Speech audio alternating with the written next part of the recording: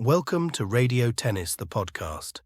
In this episode, Ken Thomas will bring to you a fantastic and fun discussion with Robert Lansdorp, who is among the most successful tennis coaches of all time.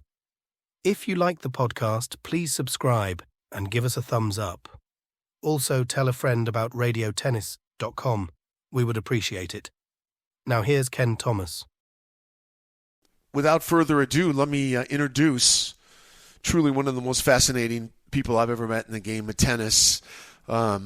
This man, I'm a little scared that I don't ask stupid questions, so be kind to me today, Robert, okay? I really don't feel like doing this right now, okay? I think I'm going to bail. What would happen if I bail now? We just have to play music. That's right. Hit the off button. But let me tell you a little about Robert Lansdorp. And let me tell you, there's so much to talk about. There's no way we're even going to really scratch the surface in an hour. But Robert really first rose to international fame in 1979 when his student Tracy Austin became the youngest U.S. Open women's singles champion in history at the age of 16. As you probably undoubtedly know, he has coached Pete Sampras, Lindsay Davenport, Maria Sharapova, and we'll get into even more people that he coached. Lansdorp received the USTA Lifetime Achievement Award in 2005. But the thing about Robert, it exceeds just tennis. Lindsay Davenport, for example, said at one time, I don't think I ever would have accomplished anything without him. Truly one of the greatest tennis coaches of all time. And with that, welcome to radiotennis.com, Robert. It's great to have you. Hey, thanks, man. I'm going to watch my language now. Yeah. How are you, first of all? How are you in these crazy times? How are you doing? I'm not well. You're not? I'm not well. I have some problem. I went to the doctor yesterday. Yeah. And I told him I want to have an autopsy done while I'm alive. I don't want to have an autopsy when I'm dead. I said I want an autopsy when I'm alive. I told the guy I want everything done. I want every blood test possible. And then I want to have an angiogram done because I want to know if there's anything wrong with my heart. So I have to go back Tuesday to talk to somebody, and it's so much policy anyway. Yeah. But I'm basically all right, but I'm very exhausted fast, and I don't want to blame it that I'm so freaking old, you know, because that's just giving in too easily. But I think I'll be all right once I get all my tests done. I think I'll be all right. Good. I'll be around for a few more years. Good. You know, there's just, I just want to make sure that everyone's expecting. Let's talk about Sampras and Sharapova and Tracy. And I know you've done that a zillion times, and we're going to touch on it, obviously. But I thought, since we only have an hour, I really want people to know you, Robert Lansdorp, know you a little better, because I know, Kerry Welsh out there. By the way, if Kerry's listening, Kerry, thank you so much for your help in putting this interview together. Again, Kerry Welsh.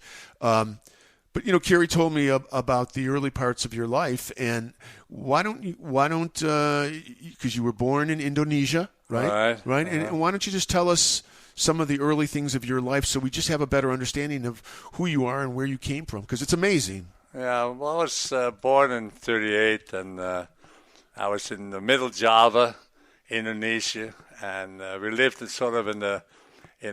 away from the city. My father was working for Goodyear, a rubber company, and we had this 40 acres of land and horses and cows and whatever you can imagine. And we had a normal life. And when I was 4 years old, the Japanese came and put my father in a concentration camp. Okay, my mother had papers. I was lying to the Japanese that she was Danish, and Danish people were not at war with Japan, so she stayed outside the concentration camp, thank God, with my sister and myself. And so we lived outside the concentration camp for 4 years, but there was no help, was nothing. The Indonesians were sort of still on the side of the Dutch, you know, so she had a little bit of support. But for this poor woman to be able to do that all by herself, it's just incredible. And I just grew up being a little brat, probably. I was probably mischievous little boy and whatever. And she had a horse and buggy, And the concentration camp, was about maybe like 6 miles from where we lived. And so she took me in the horse and buggy, and there was a road around the camp.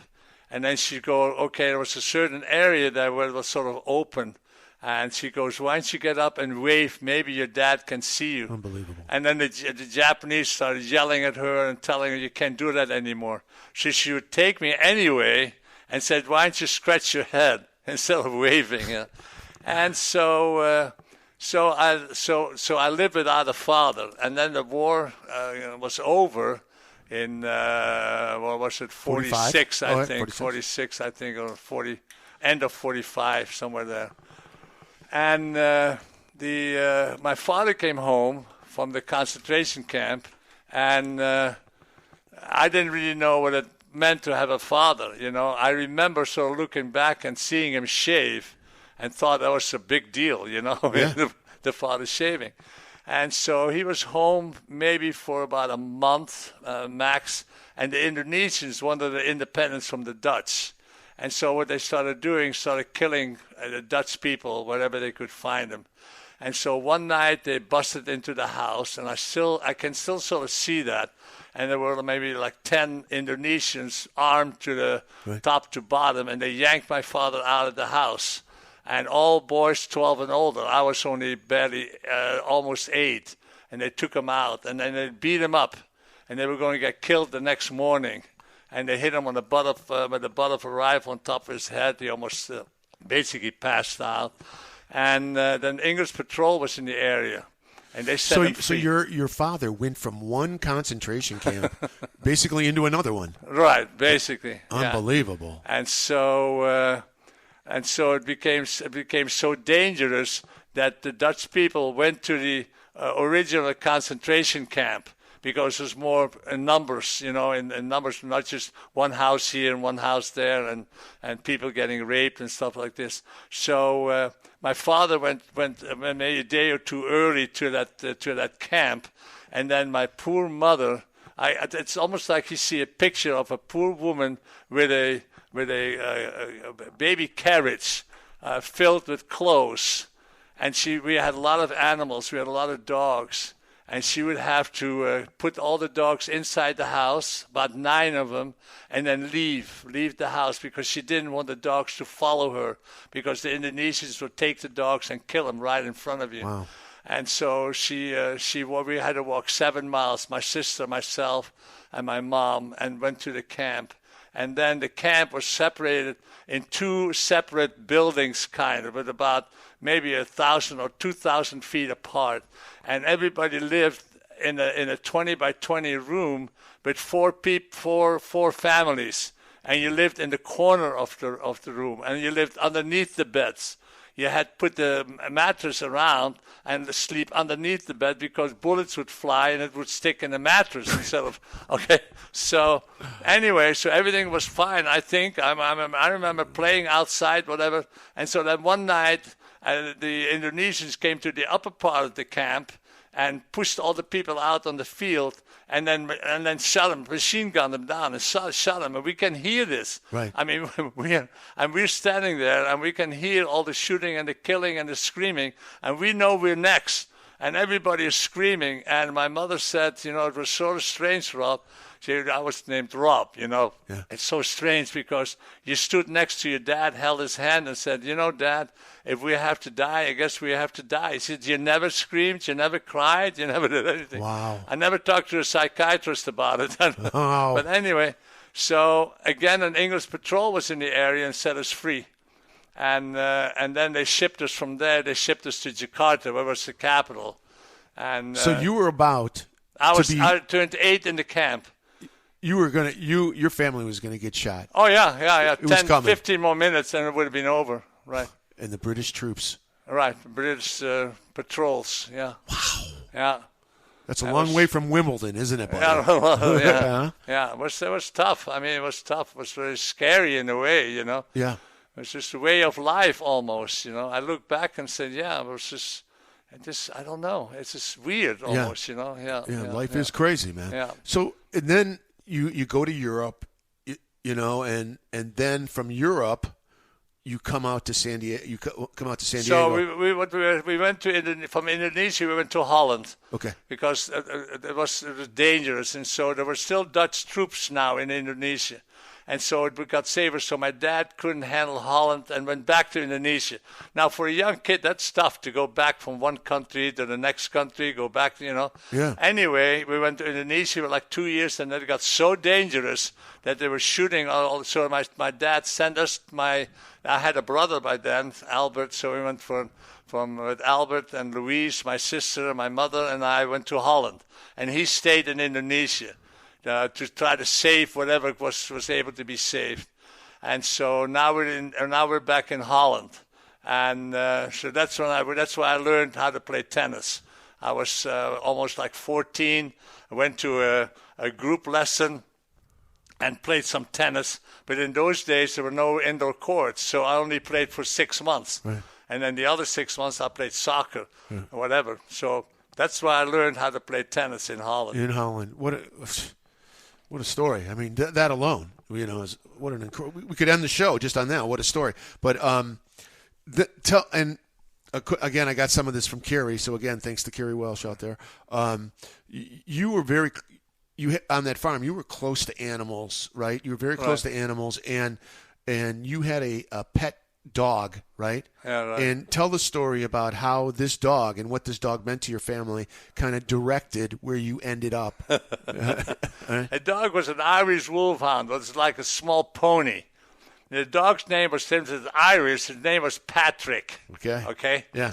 So my parents wanted to immigrate, and so it was going to be either, I think it was Australia or the United States. Right. Okay? And then my mother found out that if you go to Australia, the dog has to be in quarantine for 9 months.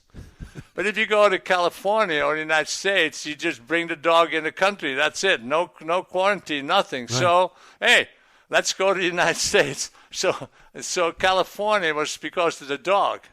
So think about it. The dog got you here. The dog is actually responsible for Tracy and Lindsay and Pete and everybody. Right. So, yeah, they should thank Patrick. Yeah, a dog. But what is actually interesting, when I was still in Indonesia during the war with the Japanese, we had cows and we had horses and cows. And before the Japanese took them away from my mother, she would have cow manure, which is the best manure. Okay. Cow manure is the best manure. And she would have it fairly close to the house, not my front door, but pretty close. And there was a boys' camp, a Japanese boys' camp close to my house. Okay, boys, they were like 13 and 14 years old. Right. And so the Japanese came over and said, we want some of that manure. Okay, that is an unreal story. And so my mother's not going to argue with the Japanese, of course, So they come with a truck with these boys. Because they wanted the good manure. They wanted the good manure, yeah. Not some nothing manure. The real best manure. The real thing. So and a couple of boys would come from the camp to put the manure in the truck. And so my mother would bake cookies and put it in cellophane paper and then put it close to the manure. Right. Okay? And she said, Rob, there had to be a Japanese guy that probably had kids because he always seemed to look the other way. And then the boys would take the cookies and take it back to the concentration camp and have cookies. So now years go by. I think it's at least like 10 years go by, and I'm playing tennis in Holland, and I'm playing with this guy, who's older than I am. He's probably like 6, 7 years older. And we're coming to the house. He comes to the house, and we're talking about Indonesia, and his father got killed in Indonesia. And he said, I said, so what'd you do when you were, we were in a concentration camp. I said, you're kidding me. I said, no. And you cannot believe it. He said, we went to in the concentration camp. We had to get manure to grow our vegetables, And he said, we went to this house and to get the manure, and the lady would bake cookies for us and put it. I said, you know who the lady is? She's standing right there. It's my mother. Unbelievable. Where did you run across him? Where did you run across that guy? Who were the guy that you're talking about? I forgot. He was just a friend. He was just a tennis. I forgot his name. Wow. He was just a tennis player at the club. We played a lot of tennis and started talking, became friends. Small world, man. Yeah. Oh, it's crazy. Small world. But, so there you are. You come to San Diego. Right. What was your first job when you came to San Diego? I was an elevator operator. Yeah. Yeah, so was my dad. Operator. He said, what I used to call the women madam. I was so British, well brought up, Dutch, and I go, what floor would you like, madam? And then you were thinking of joining the Army, is that correct? Yeah, so my mother got very sick. Yeah. My mother got very, very sick, and almost where she was not recognizable. And so they decided to go back to Holland. That was the best thing for them. But I didn't want to go to Holland. I just left Holland like a couple of years before. So I said, well, I don't really want to go back to Holland. So what should I do? So I figured, okay, the best thing for me to have a roof over my head and food is go in the Army. So I went, I got the papers and everything like this to go join the Army. And that was, that might have been a good life for me. I don't know. But anyway, so I played in this tournament in San Diego, the March of Dimes. You probably have heard of it. I don't know if it's still going on. And so I didn't play that many tournaments. I didn't play that much tennis, I was just playing. And so I play in the tournament, and what do? I beat the number one guy from Pepperdine. Okay. Oh, well, no big deal. Right. I just won a match, So you just sign up for a tournament. Yeah, just to play a tournament. I signed up just to play a tournament. Right. I had no aspiration or whatever. Right. And so on the weekend, I got a call from Hubert. I forgot his name.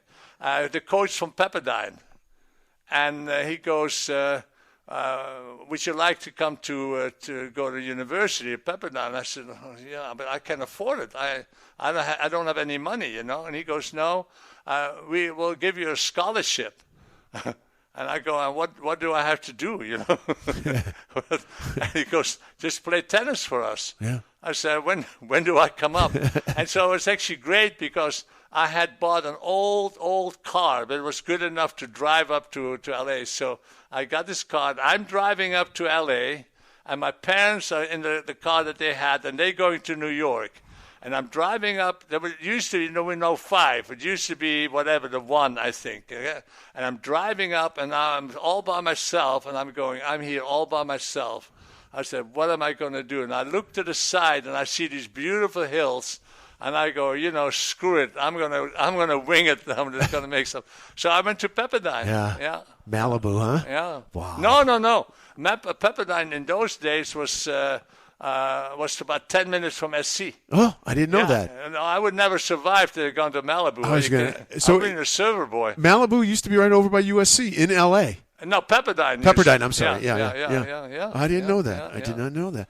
So then you finish up at Pepperdine, your time comes to an end in Pepperdine, and then this is kind of where teaching tennis starts to really kind of take hold, isn't it? No. I had no clue that I wanted to teach tennis. I mean, I did a lot of hitting. When I was in San Diego, there was Karen Hans. She actually won Wimbledon. And there was a girl, Kathy Chabot, really good players. And I used to rally with them, hit with them. So I liked tennis very much. But I never thought I was going to teach tennis. I never thought that was that was my strength. And then, like I said, I was working at this private club that didn't work out. The president said something to me, and I didn't take it. I told them better to go around the block in nice ways. But anyway, so then I got a call from the guy in San Diego, Bob Folsom. Yeah. And he was running,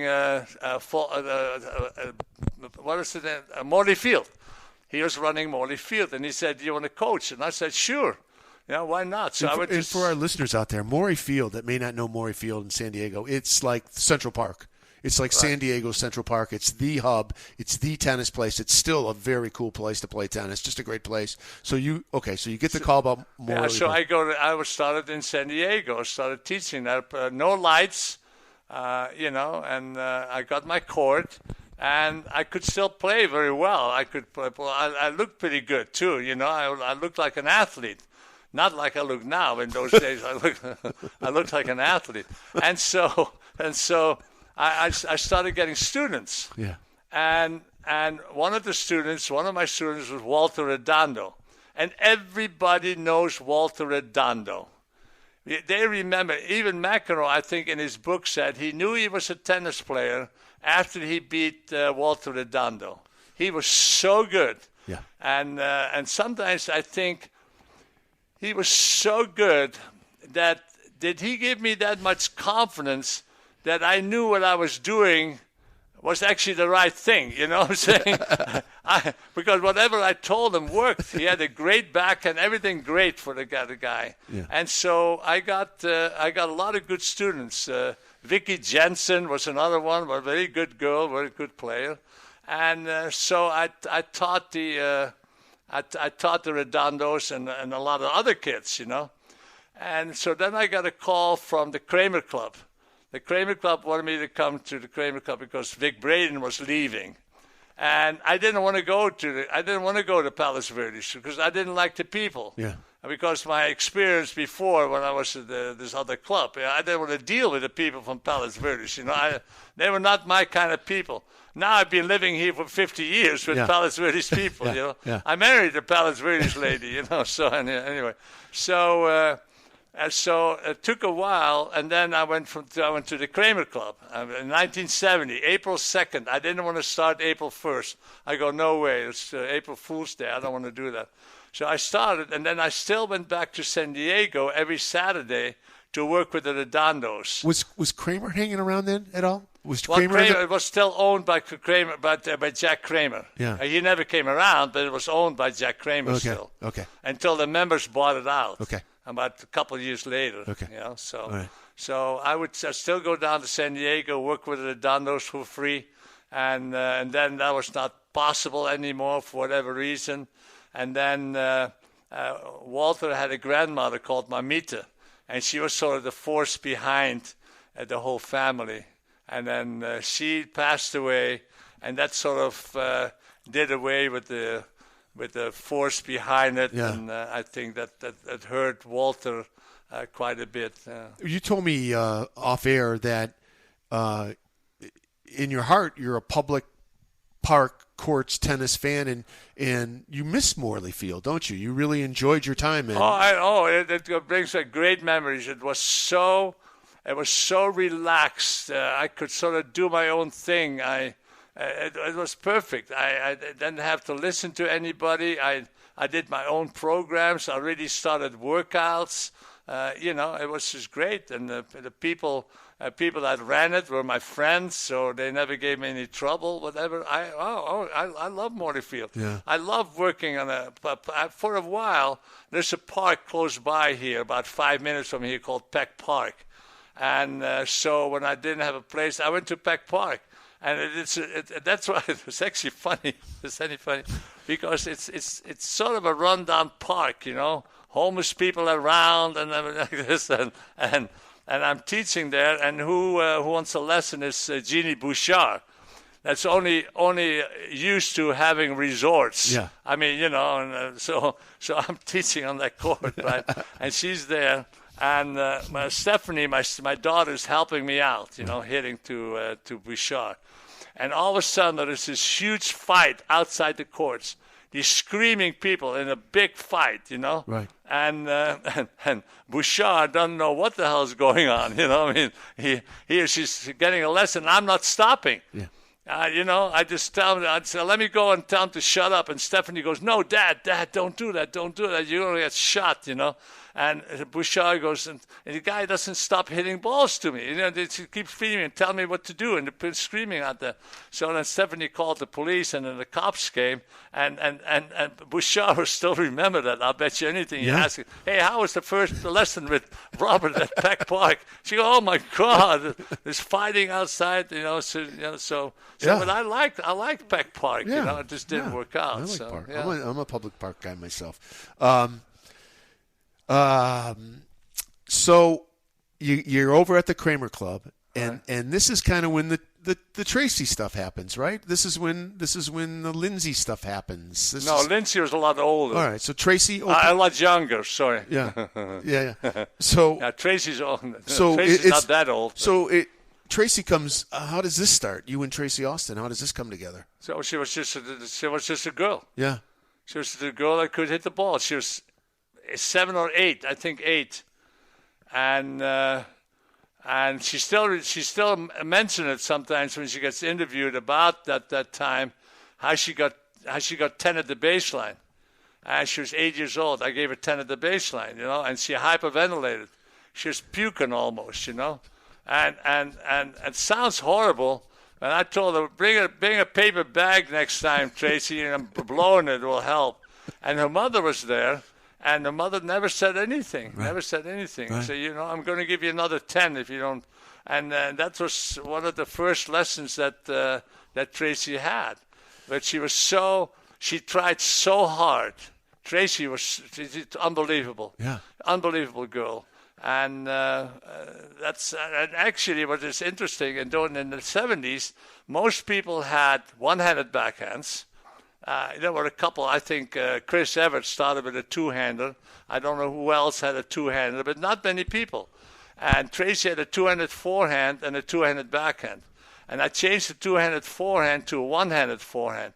And I still sometimes, I don't know whether that was the right decision. Right. Because when you're a two-hander, you have a certain way of timing the ball. Right. And when you go to a one-hander, it's sometimes more difficult to go to one-hander.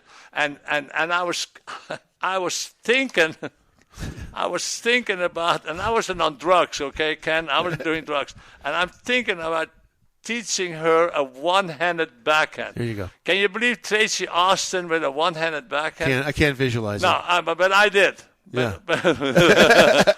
And then with her two-handed backhand was so natural. Yeah. And her return of serve, even at 8, was very good. She had a great two-handed backhand that I just said, no, I'm going to leave it. Thank God. Yeah. I just left the two-handed backhand. I almost changed it to a one-hander.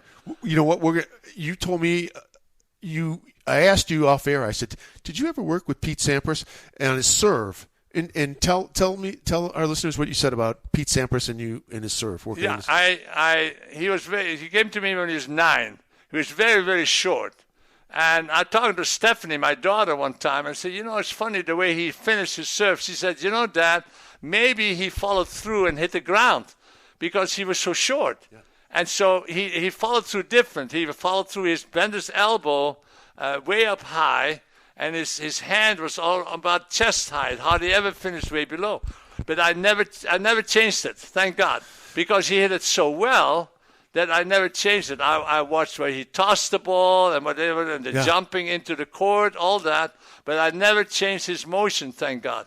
It was so natural. Yeah. But the funny part was that I would have changed everybody's serve to Pete Sampras' serve, right? Yeah. But I couldn't do it. Yeah. I mean, people could not do what Pete did. Yeah.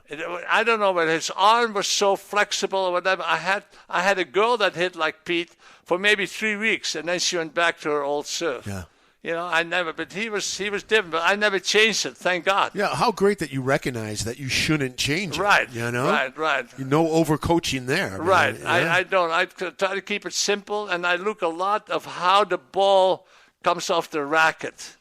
I look for that, even if the grip is a little different, but the drive is so solid, and the drive through the ball is so solid that I'm very reluctant to change.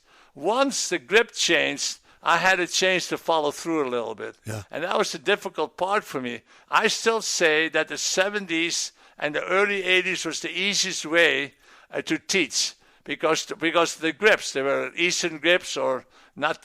Mostly everybody was an Eastern grip instead of the extreme Western grip. It's so much more difficult. Yeah. So can you believe that was a half an hour? How fast was that? Is that? That's a half an hour. So we're going to take a 1-minute break, 2-minute breaks, have a little drink of water here. But we're going to go to break. I was talking to Robert. He was listening to music this morning when I came in, and I said, "Who is that?" And he said, "This is a good friend of mine. Why don't you set up this guy that I'm going to play, Robert?" Okay, he was he wrote a song when he was in Hawaii called Susie Darling. His name was Robin Luke. And his song became number one in Hawaii. Then it came over to the United States. And it became a number one hit in the United States for several weeks. So he was traveling all over the world doing concerts and stuff like this, but he didn't like it. So since he didn't go to high school, Pepperdine would accept people on a probation kind of stuff. So he went to Pepperdine. I was at Pepperdine. I'm walking through the dormitory, and I hear the song that I heard in Holland. Right. And I went to it. It was him. I was singing the song. And we became the best of friends. You want me to tell the story about best of friends? Sure. Okay, so I had no money. I had maybe $2 from beating a team fast and going home. We got $2 for dinner. So I had $2, enough to go to a party and buy a gallon of Red Mountain wine, okay? And so I have a date, and we have about 15 couples, and I decided, let's go. We're supposed to go to a party. And I go, yeah, let's go to a party, because I didn't have money for my date. And they go, well, let's go to dinner. Let's have dinner. I got outvoted, and we go to a restaurant. But in those days, people probably laugh, but a dinner was maybe $2 or $2.50 for a nice steak, whatever. And so I'm walking into the restaurant, and Robin is behind me, and I feel this tap on my shoulder, and he's passing me a $10 bill and says, you know, Robert, this will take care of it. He's got and your he back. never asked for the money back. He's got your back. And that's a friend. He knew what kind of trouble I was in. And that's a friend. That's friendship. You don't have to, you know, and I still talk to him. He lives in Minnesota, I think. A great guy. That is Became Robin. very successful. Robin Luke, and take a listen to this. This is Robin Luke, Susie Darling, 1958. Again, Robert, one of Robert's best friends. Here we go. Hope you enjoy it. We'll take this. We'll be right back. There you go. Susie Darling, Robin Luke. All right. You can find it on YouTube. That's where we got it. So, all right, let's go back to Tracy. Tracy gets No, let's go back somewhere else. Yeah, where do you want to go? I want to go outside. Let's go. I'm done here. Let's go. So, since it is radio tennis. Yeah. You know, I don't know what year it was, during the tiebreaker that McEnroe played Borg. It was a famous tiebreaker, okay? And there was a guy named Bob Momsbach, okay? He became a very good producer for the U.S. Open, I think. Great guy. Anyway, he was doing live radio from Wimbledon. And I'm standing in his cubbyhole where he is, and I'm looking on the center court. And he is announcing what he sees. Yeah. This guy was so good that he almost anticipated the shots. And I tell you, having somebody talk while they're playing, this was the greatest thing that happened. He was so good at it. Bob Momsbach. Was so good. Yeah, I was so telling you, that's where radio radio tennis tennis came radio from. tennis, I thought about him. Yeah, I know. So during the Borg-McEnroe, that ridiculous tiebreaker, you were hanging out in the booth with BBC Radio. Right. Wow. Right. I went not the whole match. Yeah. I just happened to go up there, and it was during the tiebreaker. It was great. Amazing. Oh, it was amazing. Yeah. It was amazing. You know, we talked to. In a way, I kind of like the way they call matches over there in England. It's not a wall of sound. I mean, they'll be quiet for a while, you know? Let me tell you something. I've been complaining about this. I have no idea what is wrong with these people. And actually, I have quite a few ex-students that are in television. Right. You know, and they should know better. Yeah. But I don't know whether it's the producer that makes these people talk. I watched the match that played in Wimbledon in 2000, so 20 years ago. It was Sampras against I don't know who I don't know, maybe it was Federer. Yeah. And it was done by either English people or it was Australian people. I don't know who were announcing it. They didn't say. They only talked when the people weren't playing. When the play was going on, there was just no sound, but you could hear the ball. And you could watch the match. You could get into the match, in other words. Yeah. These people talk, and they can't keep their mouth shut. So what I wanted to do, this is what I wanted to do. I want to find out who is the guy or woman responsible for letting these people talk during the point and telling me what I'm already seeing. Tell me something different. I already see what you're doing. You have keep your mouth shut, okay? So I want to find out who the person is that tells these people to talk during the point. And I'm going to follow them and watch them till they go to the movies, okay? And when they go to the movies, I'm going to go with my girlfriend, and I'm going to sit right behind the guy. Yeah. Right behind the guy. And then when the movie starts, I'm going to tell my girlfriend exactly what I see in the movie. I'm going to tell it loud. And I'm going to wait how long is it going to take for this guy to turn around and tell me to shut up. Yeah. Yeah. It's ridiculous how much they talk. Yeah, it is. Just give me some really, and they don't talk technical stuff either. They just talk BS. That's all they do. Yeah, they have to stop doing that. I mean, because you want to get into the match. Yeah. You want to get into the match. And I thought the BBC always did that well. They let it breathe. They let it breathe. Good. Yeah, exactly. So, can I go back to Tracy now? Sure. All right. All right. Tracy. What was it like when she was 14 and she got to the quarterfinals of the U.S. Open at 14? Man, what's going on then? What are your thoughts then? It was a building up to it. I had never had a number one in the world, so I did not know what that meant. I did not know the progression. You know, if you're that good at 14, are you going to win the US Open at 16? I had no clue that was possible. I never had the experience. I just know that she was very, very good because she was 12 years old. She was phenomenal. She was a phenomenal girl. I just don't, people think sometimes people have a 12-year-old child that is pretty talented. And they're already thinking that this kid is going to be a world number one player. Okay, when Tracy was 14, I did not know she was going to be number one. Okay, when Maria was 14, I did not know that she was going to be number one and win Wimbledon at 17. I did not know that. I knew the good qualities, but I did not know that she was going to be so good that at 17 she could win Wimbledon. Yeah. I remember, Maria, playing a match in Sarasota. I went down there when she was 14, and it was on clay. And she played a match against a clay court player, and she lost in 3 sets. And she came off the court crying, and I remember telling her, I said, Maria, you don't have a thing to worry about because you showed me that you had no fear. You kept hitting the ball. Somebody might have said, well, maybe she should have slowed the pace down and hit a higher ball, whatever. But she kept driving the ball. She had no fear. She always did the same thing. Yeah. And I said, you don't have a thing to worry about. But I didn't know she was going to be number one and win Wimbledon. But I knew she had potential. But people always think, okay, my kid is 12 years old and is so good, she's going to be number one. She's going to win Wimbledon. And you don't know. I didn't know about Pete. Yeah. I didn't know Pete. Pete was so good. I didn't know he was going to win U.S. Open at 19. Yeah. Incredible. Yeah. You know, we said it on the press release. And let me pull it up here real quickly. Again, this is the hard work of Kerry Welsh out there. But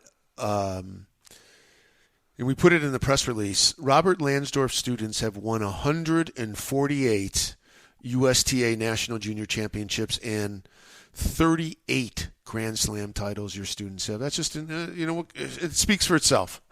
It's incredible. It's incredible. And I never thought about it. Yeah. Isn't that funny? It was always like, okay, that's what it is. Yeah. Okay, how come you didn't win the Nationals? Yeah. It was. I went to Memphis, the National Girls 18s. 4 of the girls in the semifinals were my students. It was Rahe, Gurney, McGregor, and London. Okay, and they were in the semifinals, and then Gurney played Rahe in the finals, and Gurney won the national 18s. 14 years old, and Rahe was 14 years old.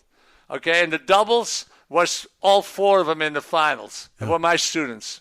Yeah, yeah. It's you go back, you say, how is that possible? Yeah. And I still don't know how it was possible. I just worked. I just did my best, making everybody who are the best player. Right. That's all I want. All I wanted to do is develop. Yeah. I don't like. I told you or not, but I was the first guy that traveled with a player. I was the only guy that traveled with a player that was not related to the player. And that was with Tracy. I went to Wimbledon with Tracy, and that's how I started traveling with Tracy. Just to keep her game fine-tuned. Yeah. Now they have, I don't know how many people. Yeah. I don't like a traveling coach job. I hate it. I can't stand it. It's worthless to me. Yeah. It's worthless to me. Well, it's interesting, too. You hear these players with the U.S. Open, they're kind of complaining that they can't bring their entourage in. Yeah. Not just their coach, whatever else they're traveling with. It's stupid. Yeah, it's heavy. Tennis players, I think right now, the virus is maybe a good thing because maybe they get put down to earth a little bit. Yeah. I think they're getting too high for their own bridges, or what do you ever call that? It's amazing what these tournaments provide. Yeah. They're too much. I complained so much about having the ball boys be everything for the player. Bringing a towel. I said, you shouldn't bring a towel. Yeah. Don't have to give them water. Bring their own water. Take your own water. Everything. Yeah. If you want a ball boy, that's it. Yeah. That's it. But no, you don't have to. They don't get hired. Whatever. That's it's stupid. What I think. How old was Sharapova when you first met her? Almost 11. 10, really? Almost 11. And what was her game like at 11? Was it her dad was coaching her up until 11, pretty much? Yeah, she was at Bollettieri's, but the father didn't like an academy setup. He didn't. They all say that Bollettieri coached her, but that's not true. Yeah. He never. Yuri never was into that. And then he saw a clip of Davenport. And I think maybe she won Wimbledon. And he goes, my daughter's going to be tall, and I like the way Davenport hits the ball, drives through the ball. So they contacted me. And she came to me, and Yuri doesn't agree with me, but I think her forehand cross-court was not that good. And her down the line was good. And so I taught her to hit the ball reverse. And that's when you follow through on the right side of your body if you're a right-hander, like Nadal does. Yeah. Nadal brings it up around here. Yeah. And Nadal does it a lot. Yeah. And that helped her very much, actually. She hit a lot of reverse forehands. And I think without that, she would not have won Wimbledon. I think she would not have won Wimbledon. Yeah. Were you surprised that she won Wimbledon? Did that? Well, and she just banged her way through. Not that surprised. Yeah. Not that surprised. Yeah. Yeah.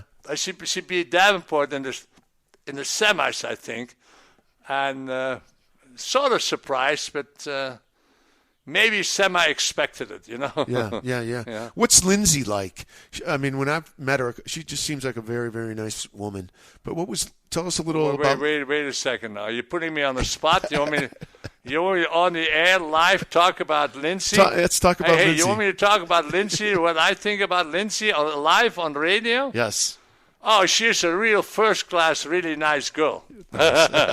She is, actually. She really is. She is very nice. She's very nice. I worked some with her son, and she's very nice. Very smart, smart girl, and I have no problems with Lindsay at all. When did you meet her? When did you work with her? That's another story that she doesn't agree with, but she does. She doesn't remember as much as I do. Yeah, right. But she came on the court to me when she was 10 years old and asked for a lesson. Really? And I said, sorry, I don't have any time. Okay? I still say she was crying. Yeah. And I said, don't cry. I'll work it in. And so I started teaching her when she was 10 years old. Yeah. What is amazing about Lindsay, when she was 16, she won the Swiss Open on red clay. And I go, how in the world did you win a red clay tournament? She goes, I was hitting the ball so hard they didn't know what to do with it. I bet. Yeah. That's what she was like. Yeah. But she was very easy to work with. Was she? Yeah. They were all very easy because they were so intimidated by me. And I think a lot of them wanted to do and please me. They wanted to please me. They wanted me to say, that was so good. So they worked really hard. They had sort of a love, semi-hate relationship. You know what I mean? Yeah. What, one of the things that defines you is this so-called Lansdorp forehand. Have you heard that term before? Yeah. That's BS. Is it BS? Yeah. What do you, tell me what you think about it. Or what is the Lansdorp forehand? It's a very powerful ball. Yeah, it's a very powerful ball. I have a term for the Lansdorp forehand, the Academy ball, and the USGA ball. Okay? The Academy ball, you have to hit the ball about 6-8 feet over the net with topspin, because they don't want you to make an error. They don't want you to hit the ball hard because you make errors maybe in the beginning. So they teach you what I call the Academy ball. Topspin about 6-8 feet over the net. Then you have the USGA ball. I don't know if they still do that, but they used to hit a lob almost with topspin. Which is a great shot to have, but it's not going to make you a champion. Yeah. But it's good to be able to do it. You should be able to hit an Academy ball, but you got to drive the ball. And so the Lansdorp forehand is probably more of a powerful forehand. Still with some topspin these days. It's not flat. People always say, oh, he teaches. I don't teach a flat ball. Yeah. I teach a hard ball, which means it flattens out a little bit. Yeah. Lindsay definitely had that. Yeah. Oh, she had it. Sharapova definitely has that. But the strange part is that I still think that I was a better one-handed backhand teacher. Yeah. That I could teach the best one-handed backhand. Really? Because Elliot Telcher, I still think, had the best backhand, better than Federer. Because Elliot could take a high ball and rip it. And Federer takes a high ball and slices it. Yeah. Federer was changing a little bit with Ljubicic. And I think Ljubicic probably tried to have him be more aggressive on the high backhand. But it didn't last that long. But Elliot could hit a high backhand and just rip it for winners. Yeah. And he wasn't that big of a guy. Yeah. So I still think that I'll probably teach the best is a one-handed backhand. That's what I can teach the best. You worked with Brian Teacher, too, who won the Australian Open. Oh, what a great guy. Tell us a little about Brian Teacher, and what was that like? Brian Teacher had such good first volleys. Yeah. It's unbelievable. He has a big serve, yeah. But his first volleys were unbelievable. He was the nicest guy. I think he was maybe too nice. Yeah. And he won the Australian. Yeah. He won the Australian. And it was interesting because he went through some personal problems during the Australian major. His wife wanted a divorce. And I think he was very, very broken up by it all, okay? And so you always hear like, hey, when you play a Grand Slam or any tournament, you gotta get into the match completely. You gotta be in the tournament. Your whole mindset is all tennis. It's winning. It's not true, because his mind was so screwed up in a way about the divorce. But maybe he had an outlet by playing tennis. And the only time he won a Grand Slam was during this period of time. But he was a great guy. Oh, what a nice guy he is. So the lesson is, if you want to win a Grand Slam, get divorced. Yeah, get divorced before a week or two before you, and get upset about it. When you did you have a, you've seen everything out there. Did you have a favorite place to go tournament-wise? Was there some place that you enjoyed going, or a certain part of the world or anything, or? No, not really. Really? Because it was always tennis, you know. Yeah. Because I went to Europe. I went to Europe with Vidas Gerlaitis, and I worked with him a little bit. I couldn't get him off the deep end and get him back up. But I went to him, and I went with my wife, my ex-wife, my former wife, and my daughter, and they had a great time. They went to Rome, she went to the Vatican, she went all over the place. Yeah. And I just went from the court to the hotel, back to the court. I didn't see anything, you know. Yeah. And so I don't really have a favorite place tournament. I think Wimbledon is a little too stuffy. French is pretty good, I think. The U.S. Open, I thought, was always pretty easy, you know. Yeah. I didn't go to Australian much, so... No. Yeah. What was the first time, or what took you to Wimbledon for the first time? Tracy. I was 14 years old. Wow. Yeah, played and lost to Chris Evert pretty bad. But Tracy was a special bird, I tell you. She was so competitive. You know, you have to be competitive, but she was overly. I think she still is competitive. Yeah. If you get her on the tennis court and you give her a close call, I think she goes nuts. I mean, she's still so competitive. Yeah. And that's what you need. You know, you need to love to win and hate to lose. You know. Did you work with her son, Brandon, at all? A little bit. Yeah. A little bit. Nice, talented kid he is. Yeah, he's talented. Yeah, he has to work extremely hard to get up to the top 50, 40. He has to do a lot of work. Yeah. Yeah, but but it does take a lot of desire, and I think that, to me what is huge is discipline. Discipline. If you don't have discipline, then I think everything goes out of the window. Yeah. You can't get anywhere. You have to have discipline. And I tell the kids in Holland, you have an expression that is, if you don't want to listen, you have to feel. So my dad told me that. He said, Rob, do this, and I wouldn't do it exactly. He would spank me. I got a spanking at least once every 2 weeks, at least, if not more. And I learned that, hey, when he says something and you have to do it, do it. So I tell the kids that, and I say, I'm not going to give you a spanking, but if you don't do what I tell you, I give you 10, 20 at the baseline. I make you puke. Yeah. If you don't want to listen, I'm not a mean guy. Yeah. I'm just asking you to do it, and that's how I get it. They're sort of afraid of me in a way, and so they're not going to fool around because I'll throw them out. Well, the thing I want to make sure that our listeners get out of this interview is like when I've talked to people that have worked with, and again, remember those numbers I gave you, 148 junior titles, 28 or 38 Grand Slam titles. When you start to talk about Robert with these people, yeah, tennis is the muse, but Robert, it's amazing how much these people truly, truly love you. They love you, man. I mean, Walter Redondo yesterday went into it. You know what Sharapova's done. I mean, you've made an impact on so many people's life that just, I mean, it's almost like you have this persona, but then when you start talking to people that you really work with, you've changed so many people's lives. So many people love you, Robert.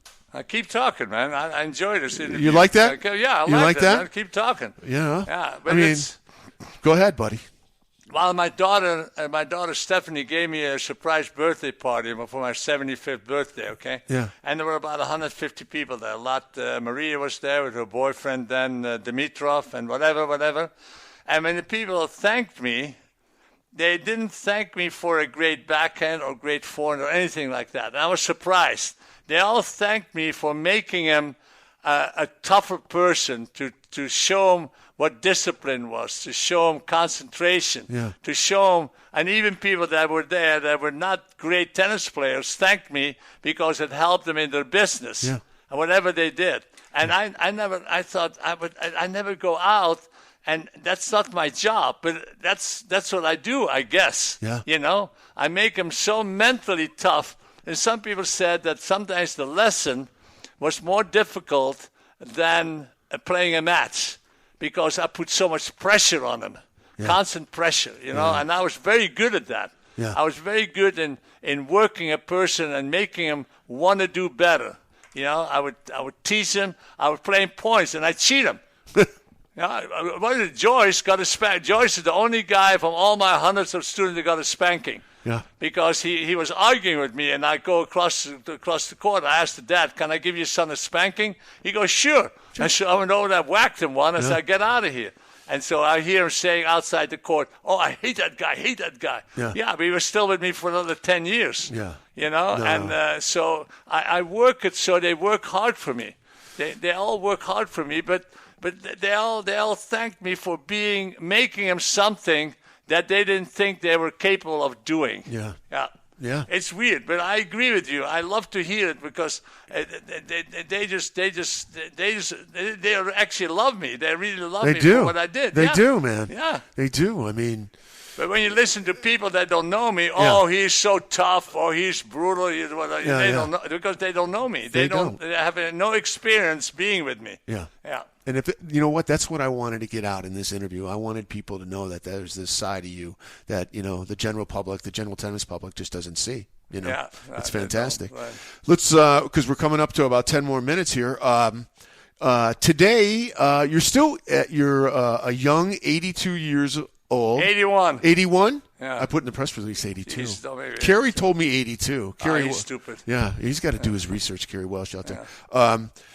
81, And you're still working with young kids. Tell us what your project is right now. Currently, you're thinking with these two. Well, I'm starting to teach again. The two kids from they're from the United States, but originally their father was a soccer player for Poland.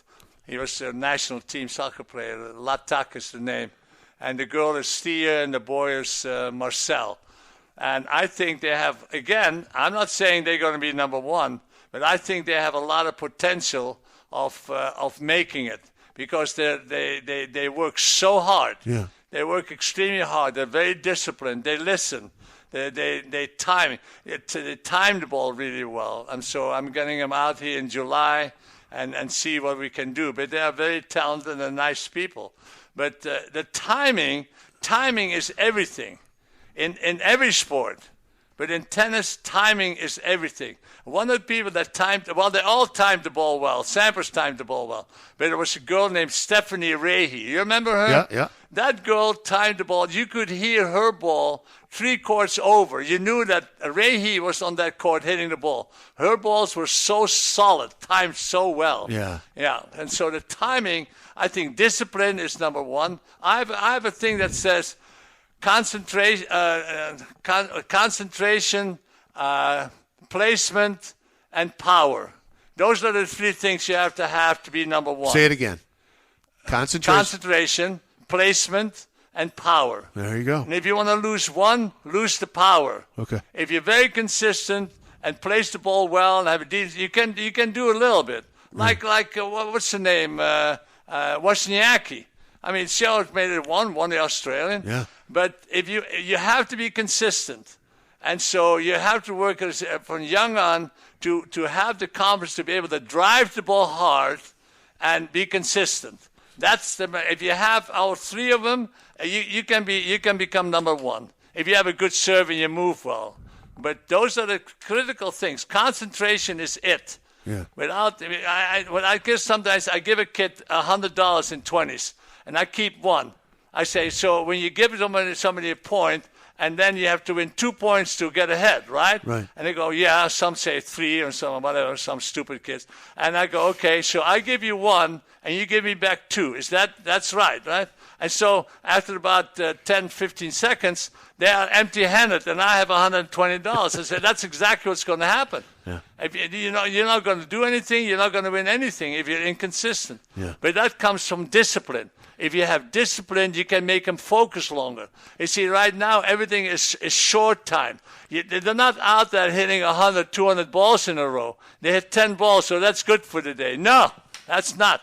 And the way to develop is one-on-one, not an academy, and one-on-one with somebody and hitting ball after ball after ball. That's how you develop. Yeah. Not by hitting 10 balls and then say, oh, that's good for the day. It's amazing. You see these kids just pound forehands cross court all day long. That's all they do.